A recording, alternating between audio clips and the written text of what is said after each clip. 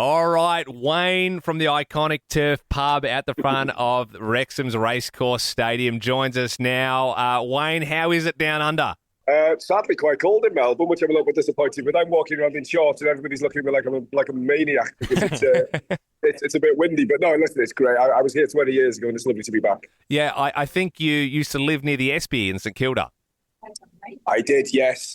Many drinks in the SB. I only did a few weeks because my visa sadly ran out after 2 years. So they kicked me out and I had to go to New Zealand, which was also lovely. But yeah, a couple of weeks in St Kilda back in the day. And I know that not because I'm really good at research, but because I've actually met you before. We had a chat on the 26th of April. I was with another Aussie. We were in the turf. And that was the day Wrexham went back to back to back. I don't know if you remember. We were running through some Welsh names, some Australian town names. We had a bit of a chat there. That was me. So it's good to speak to you again. I do remember that. It's good to speak to you too. And I got to say, can you maybe run us through that famous Welsh town name that you taught me? I can't actually repeat it back to you. I was trying to explain to the guys, like the Welsh language, it's unlike anything you've ever heard. And there is one small town that you told us about. What's the name of that one? Yeah, so that is, and I apologise in advance to any fluent Welsh because they might come across this. So the town is called Llanfair Pwllgwyngyll Gogerich and Robin Letystilio Go. Oh my gosh. It's about 69 letters and don't ask me to spell it. It's ridiculous. Wow, that's incredible. So can you run us through, because as I said, we had a bit of a chat earlier that day. Wrexham made history. You're in the championship now, being promoted back to back to back. This thing has never happened before for people who aren't familiar from the sport. And now Wrexham are only one jump away from the Premier League, the top flight. What did your night look like? Because I remember asking you before, you said you'd probably fall asleep on the pool table. Did that end up happening? What ended up happening after the game? Yeah, we consumed several Wrexham lagers, as you can imagine. There was still people celebrating into the early hours. Listen, it's all a bit of a haze after a certain time because we went into that game and I think people were a little bit apprehensive thinking it was going to be a little bit more challenging than it turned out to be. I mean, a 3-0 victory in the end was, we sort of brushed them aside with ease, which we weren't really expecting to do, I don't think. So people drank and sang and I mean, listen, these 3 promotions in a row now, we're becoming accustomed to them, but it's going to be a lot more challenging this year, that's for sure. That's it. I mean, Wrexham keep defying the odds again and again and again, but if you had to put odds on it, back to back to back to back, can it happen? Sounds good. It does sound bloody good. But could you end up in the Premier League in another year's time, do you think? Well, listen, I mean, there's a chance, and when you've got a chance, you've always got to go for it. What I just said is it's going to be very difficult. You know, we're not. There's some massive football clubs in this division. You know, Ipswich Town, for example, spent best part of £100 million in the Premier League last year and came down. So only a matter of months ago. So it's going to be very difficult. What I would say on to counteract that is, never write these lads off. Never write this manager off. You know, I mean, people say it's an underdog story and whatnot, but. It's going to be we have to not temper expectations, but we have to remember that this is, we're against some massive football clubs. But like I just said, I certainly would never rule out Phil Parkinson and these players because they just never know when they're beat.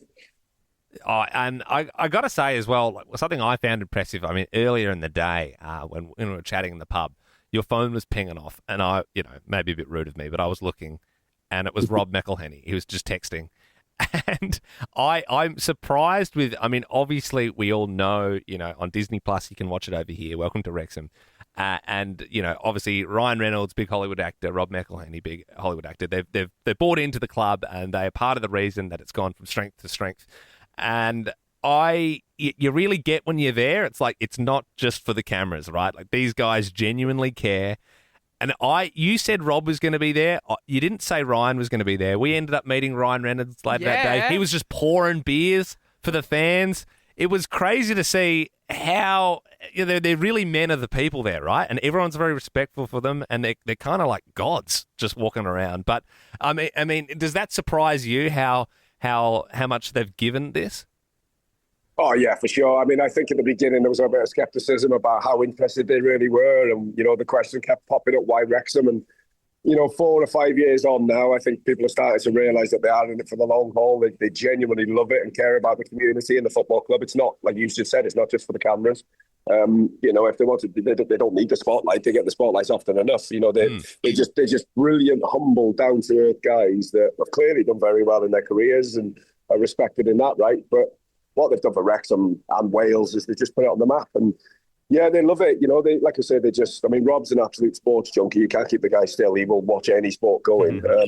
Ryan's a bit more sort of calmer with it, but they're just, like I said, they're just lovely guys that give so much back to Wrexham. I mean, we well and truly hit the jackpot when we got these two, and like I say, 4-5 years on now, people are not, they're not asking why Wrexham anymore. The whole world's talking about us in a positive light, and just wanted to continue because, we've had some dark times as a football club, as it's been well documented, and it's nice to just see Wrexham fans smiling. The whole town just seems to be on a massive high. It's just great to see. Yeah, now you're all the way over here in Australia. How is the turf pop-up looking at Marvel in Melbourne at the moment? Is it looking good?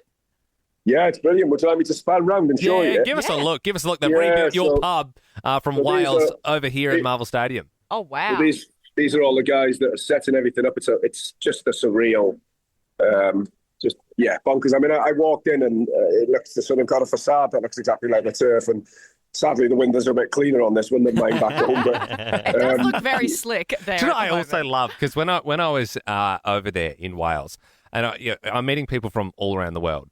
And people are like, hey, you're an Aussie. Yeah, I'm from America. I'm a big fan of Wrexham. I'm like, how long have you been a fan for? Since the Darky series came out. And they're just drinking beers at your pub.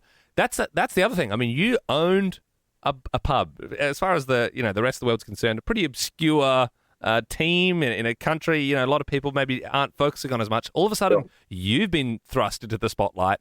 I saw you getting photos and people were going nuts over you walking around. Like, you've been thrown into this global spotlight as well. How much has it changed your life, Wayne? Listen, like I said, I'm going to go with 5 years into it now, and it will never really make sense to me. I've just walked through a city centre in Melbourne and got stopped about a dozen times for pictures. Other side of the world. It's just absolutely bonkers. But I get asked all the time if it's changed my life, and for years I've been saying no, it hasn't. But listen, I'm stood in Australia talking to you guys, about to watch Wrexham in front of 40,000 fans against Melbourne Victory. So clearly life has changed, but all for the better is a positive.